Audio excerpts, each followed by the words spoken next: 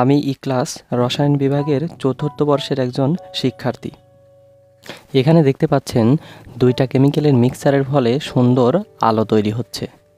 এই আলো কিভাবে আসে সেটা নিয়েই আজকে কথা বলবো।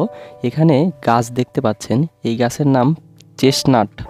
এই চেস্টনাট গাছের মধ্যে এমন একটি কেমিক্যাল থাকে যেই কেমিক্যাল পানির মধ্যে দিলে এরকম আলো তৈরি করে।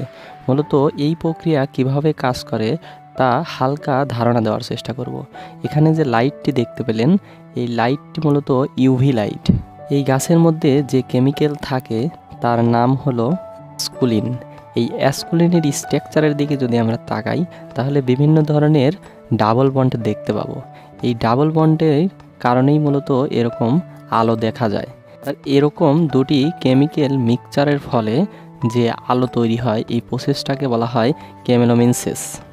এরকম ঘটনা আমাদের চারপাশে প্রতিনিয়তই ঘটছে। আপনি কি একটা উদাহরণ দিতে পারবেন? কমেন্ট সেকশনে জানান।